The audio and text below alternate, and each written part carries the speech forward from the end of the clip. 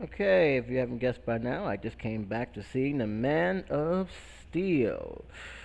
Nice ticket stub here in case anyone has their doubts.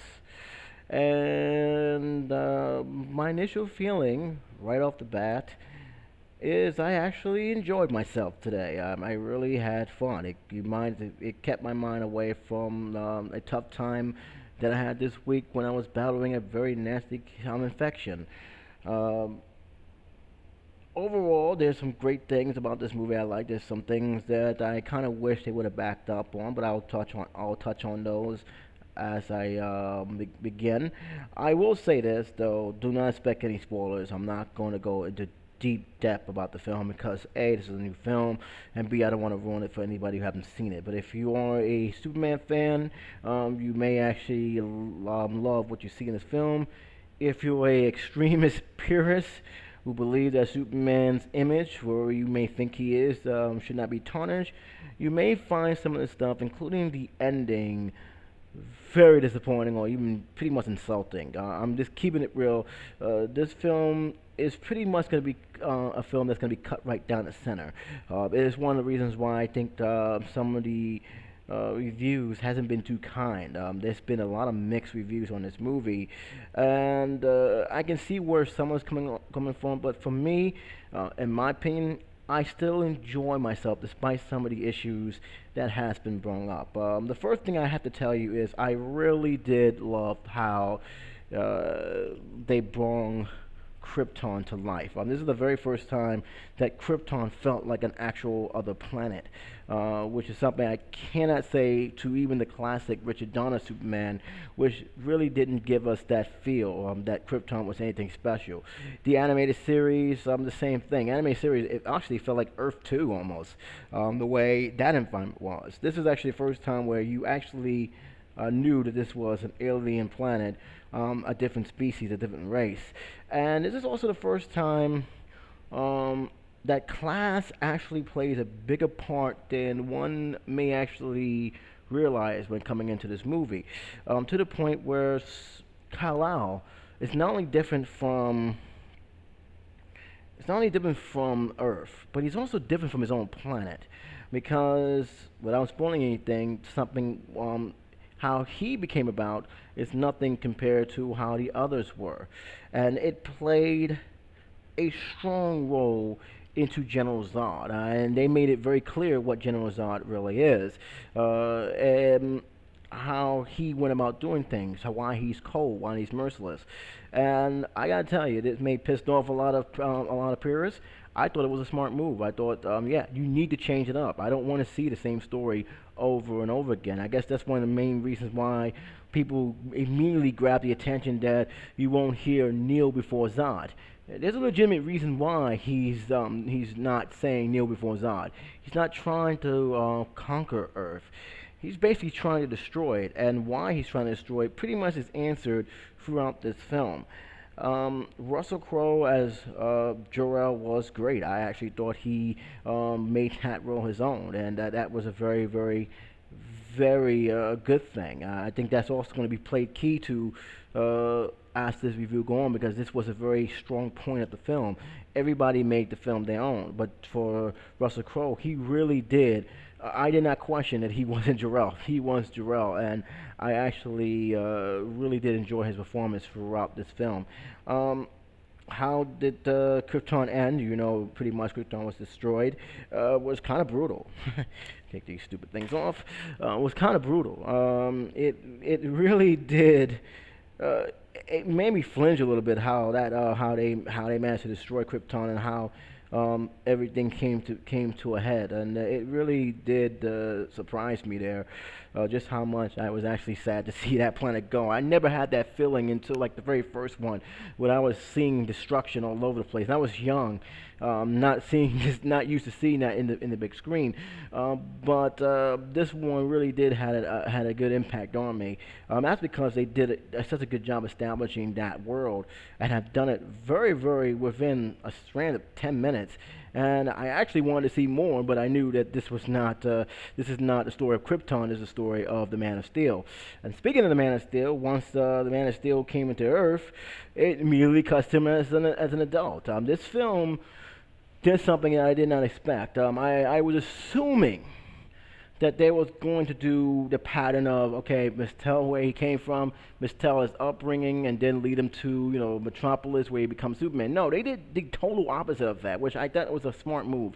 They immediately went to him as an adult, and all the childhood stuff he was experiencing really was flashbacks, and it was done very well and very timely to what was going on, what was he thinking, to the point where why he feels the way he is, and I think that was a very good move from Zack Snyder, not to have that whole entire scenes of him just being in Smallville, just him about the kid, and then be him being making his journey to what I thought was the Fortress of Solitude, which, sad to tell you guys, doesn't really exist in this movie. I mean, there's something, but not what I come to expect. There's a lot of stuff I didn't come to expect in this movie, and I actually enjoy the changes they have done. Again, the scene, the second act, and I'm sticking with the second act because the second act pretty much stayed in Smallville. It pretty much stayed in that circle line, and it pretty much established what he was, what he was going to, who Lois Lane was, and their relationship early on, which caught me completely on loop. I said, okay, they immediately ratified one situation. And as I was watching this film, and I'm probably the only one who feels this way because I actually read the comic book, which I'm actually going to be reviewing soon. This is actually taking a page off Earth 1. The fighting scenes, what was going on in Metropolis, they really, to me, took a page off of that comic book. And I'm not a fan of that comic book. I mean, I'm telling you right now, I'm not a big, huge fan of Earth 1. There's a lot of reasons why I have a very serious beef with that comic book, but I'll explain that when the review comes. But unlike the Earth 1, I think they did it better in terms of story. Even though we pretty much seen the same story over again, how Superman became Superman, even though they didn't really announce him Superman to pretty much near close to the end, as it's pretty minor that you are watching a Superman film. But that whole entire act, where Clark is learning about himself, I think it was well done. I think it was well paced, and I think the story, kept me engaged, kept me interested, especially his connection and how he was willing to trust Lois more than anybody else. Nobody else willing to trust him, and you know what? That's a good thing too, because that tells me that hey, they're not embracing him. Even at the end, they still wasn't fully embracing him. They still didn't have that trust, and they made it very clear they didn't have that trust. One of the military guys, which when I saw him, I said, we got SVU here. Law and Order is the guy from Law and Order. He was actually in this film, which I kind of expected. We have another guy who, for some reason, always plays the douchebag. I don't know what it is about roles he gets. He always played that douchebag role. He was one of the colonels as well. We had this Dr. Scientist reminded me more of Captain America for some reason. Why? I do not know, but he reminded me a lot about that. And pretty much they roles they had a better part of the role to play in the movie, which I actually did enjoy. Whether you like the characters or not, that's pretty much that's your discretion. But from what I've seen, I enjoy what they did with them, and I enjoy what role they play in the movie. Now for Zod. There's a lot of mixed bag with Zod because a lot of people still have, which is kind of a little bit surprising though, but it is true. They still have the original actor who played Zod the first time, the guy who says Neil. I think it's because how iconic that character is, because he plays it so emotional and so deadpan, yet he still was menacing just by his presence. This Zod, and this has pretty much been a signature of Zack Snyder of late, especially with films that has warlords in it. He is pretty much a soldier. And a very dangerous one at that, who will do anything. He has a powerful connection with Krypton. He wants to see Krypton move forward, and he's willing to do anything, including destroy a whole entire planet to do it. And you see this struggle. You see that within this whole entire storyline about why Krypton fell, as well as why Zod is what he is, because there's actually a reason why he is. It's not just something he woke up one day and said, you know, I'm gonna be this. There's actually a legitimate reason, and it has to go back to the origin of Krypton when you see it, and it plays in this movie well. It plays in the movie a lot, but it is one of those things that you have to really be mindful of, and it really shows the difference between Kal-El and Zod, as well as Krypton itself, because without giving too much, Jor-El made it very clear that they were pretty much responsible for their own destructions because of their own arrogance and what path they have chose, and that was a very big key that separated them. Clark was not part of that chain link that linked everyone together, and I'm just gonna put it out there. If you know how ants work or how bees work, everybody has a certain part to play in, whether they want to or not. Clark is not like that. He was not born into that, and that is the very key answer that separates him from Zod. And Zod made it very clear during those final acts in the film. The fighting scenes, surprisingly, was the weakest of the movie, and I explain this. I don't know if it was just me, probably it's just me, but when I see action scenes, at times I want to have a rest after seeing something major and explosives. Once that third act comes, it was just one action scene to another action scene to another action scene. It just didn't stop. I mean, I'm looking at this and said, Jesus, why does this keep going like this? It's like, wow.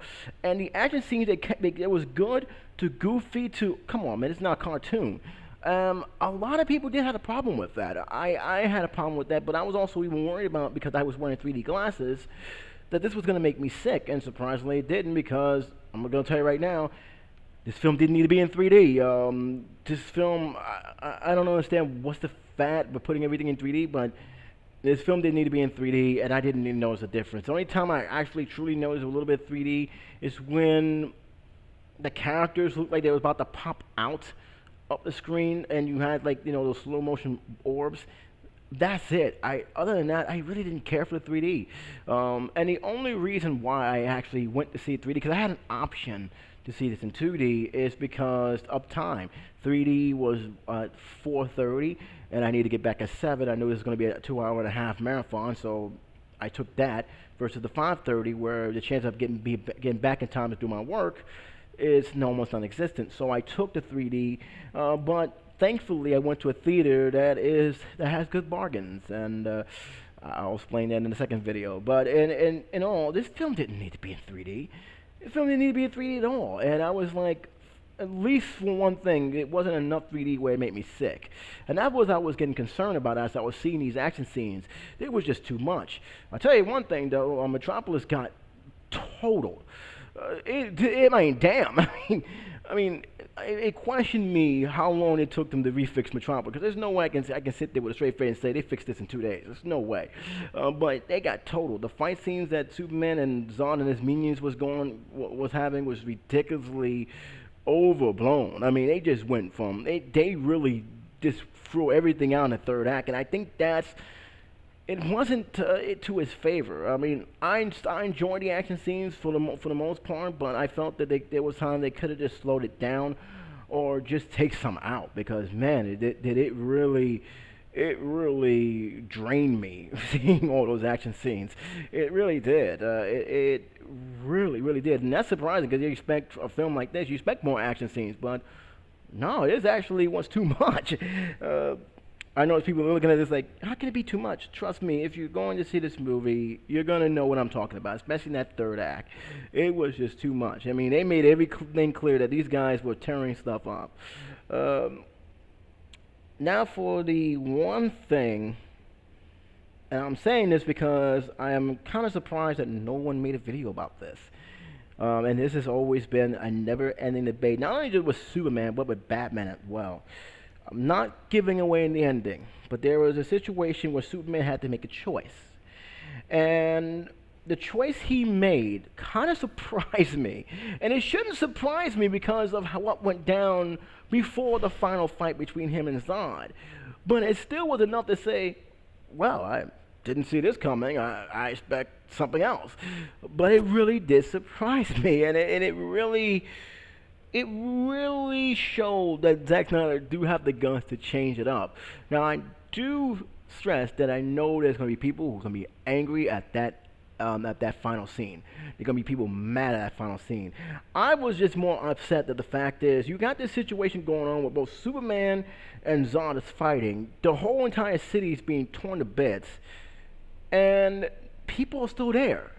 What are you waiting for? Get out. Why are you watching this? Get out. You see stuff happening, stuff is being destroyed around you, you get out. Especially when you got a second chance to leave. Get out. It ain't safe right now. Get out. There's no reason to be here. And that was the biggest thing that really scratched my head. But like I said, it was like, okay, well, fine. I guess it's convenient for the film. I guess Superman needs to save somebody. But when they came to that final act, yeah, it did caught me by surprise. It even caught the people who was next to me by surprise. And I'm like, and I said, I didn't say it loud, but I said, didn't see that coming. And I'm really kind of shocked that nobody caught up on that one, especially those who've seen it. Maybe because they don't want to give away the ending. But it is something that Superman historians will be talking about for a long time, because whether you like to believe it or not, there's a certain code that Superman do have that many people expect him never to break, even though technically he has broken it a few times, either in animation or in other movies that I think that that we need to be honest of. But there is still that law that he tries to resolve it without going to that last resort. How much limits he can and how much limits that he know he can do, but he will never use it because he knows the overall outcome. So that's something I was kind of surprised about. I was very shocked that actually that outcome came to be. But again, it's just Zack Snyder saying that I'm changing it up as much as possible. And again, for what it's worth, I give Zack Snyder a lot of props. I was worried. Because when I saw the trailers, I'm saying, okay, this is the same story we've seen over and over again. And even though it's an origin story, they did enough to say, okay, it's an origin story, but they're changing a lot of stuff that I did not come to expect. And for that, despite some of the problems I do recognize, I still enjoy myself. I still had fun. I didn't came out there saying, damn, this was a disappointing film. I really enjoyed it for what it was, and for me, that's enough, and that's all I ask for. Like I said, I didn't came in here with the highest expectation with this movie.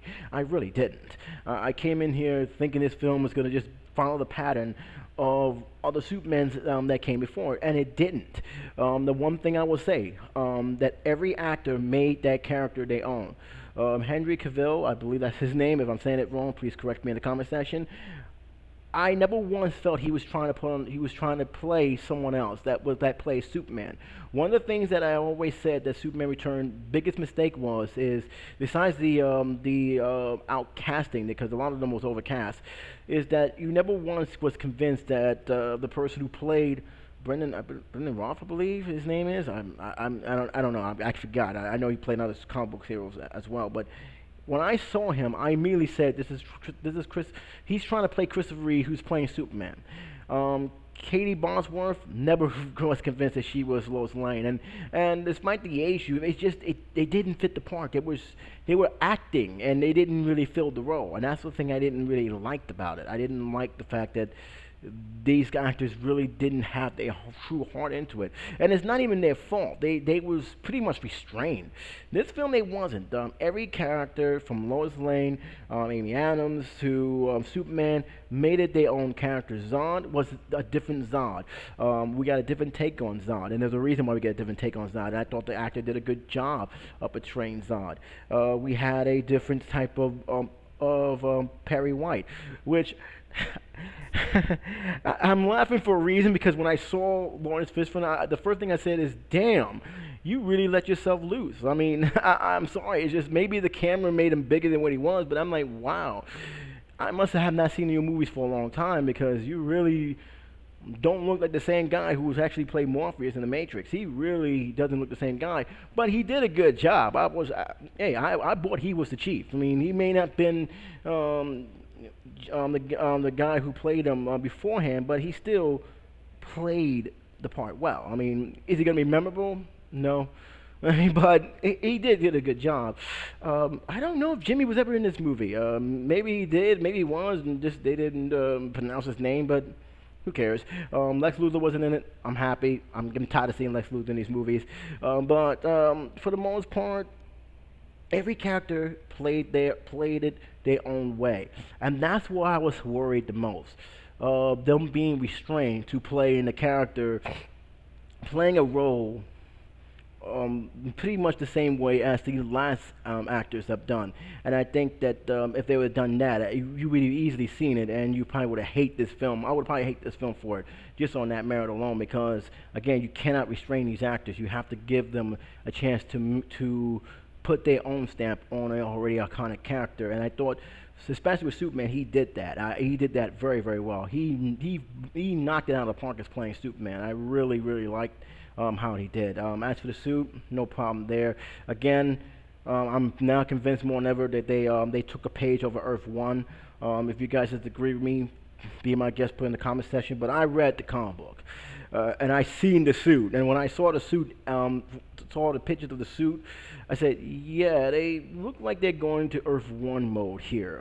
And to me, they actually did. I mean, especially towards the ending, and how that ending came to be. And it's like, okay, this is pretty much a sign of Earth One a little bit. You also had a little bit of Smallville as well, but there was a lot of elements that really you can identify with Earth One, and that's kind of strange. I mean, I was like, I don't know, all the books you picked that one. I guess you gotta get your resource from somewhere. The directing is fine, acting superb. I'm not even gonna lie, the acting was superb. I really enjoy everyone performance in this movie. The pacing was good. The score, forgettable. I love Hans Zimmer, but I kind of wish John Williams did the score. I'm just being honest. I had no love for this. I think the only time I actually was pumped up for in terms of the score was actually the last trailer when they had the drums. But other than that, I didn't really care for the score. It's so forgettable.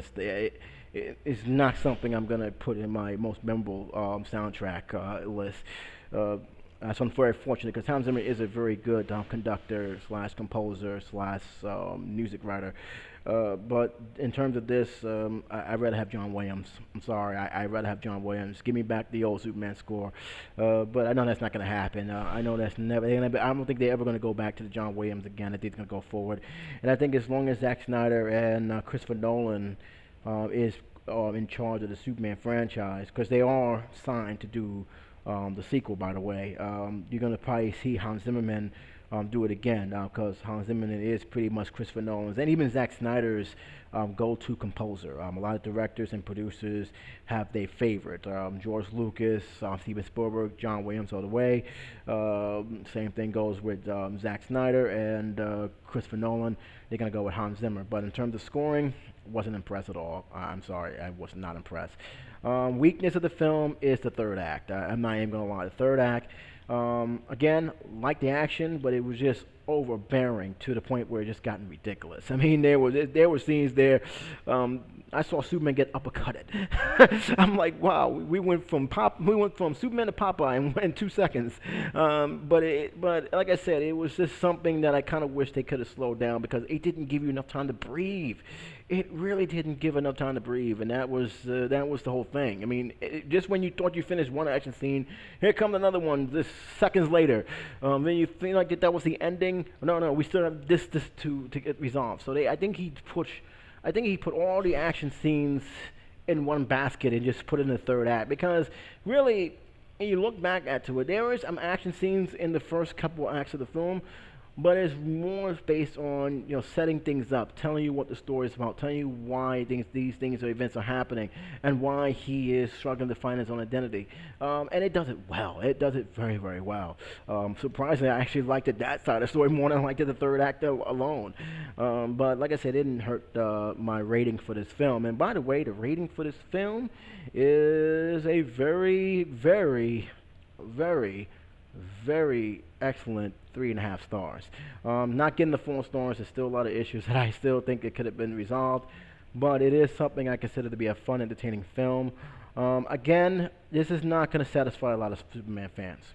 I can see a lot of hate for this movie, and for a lot of reasons that I unfortunately can't discuss right now. I'll probably do a spoiler-free if someone requested it.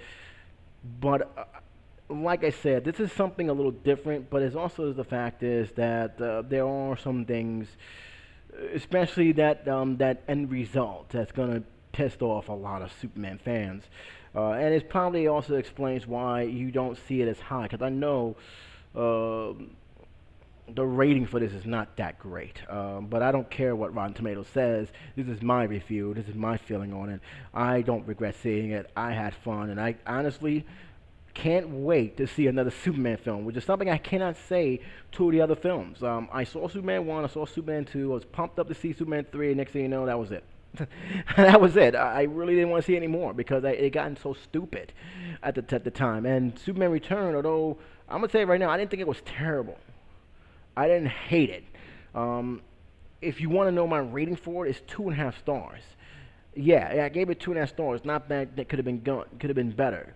There was a lot of issues on it, but I also like some of the scenes they also did. I also like some of the risk they have taken that actually pays off. The problem with the film was it was pretty much good casting, and B, you're not telling us anything new. We've seen this story. They took bits and pieces from 2 movies that I can actually easily identify, and that was the biggest mistake they made. Now, granted, this was supposed to be another Superman film that went completely got shot down. Nicolas Cage was supposed to be one of the Supermans. It was actually based on the comic book when it had like 4 Supermans, but that went to the dumpster. There were other Supermans they was trying to work on, and before you know it, the budget was just exploding. So by the time this film came out, and that film, was in theaters, even though it made a lot of money, it also still didn't make its money back from the other productions that they basically tossed aside. So that basically forced them, which is a good thing, because actually if they did succeed, who knows what route they would have taken. But to me, I thought this was a Superman that I actually can respect and enjoy, and yeah, bring on Man of Steel 2, or Superman, or the Man of Steel, whatever they're gonna call it. So that's my feeling on the movie. Again, sorry if I didn't give you too much information, but like I said, not many people saw this film. I don't want to give away too much, and I don't want to give away something that some people gonna say, you idiot, why you did that? Your best bet to see it. If you guys want me to do a spoiler thing, I will probably, but only if enough people ask for it. But until then, this is J77 saying take care, be safe. I'll talk to you soon, and look for a special bonus video later on during the day. Take care.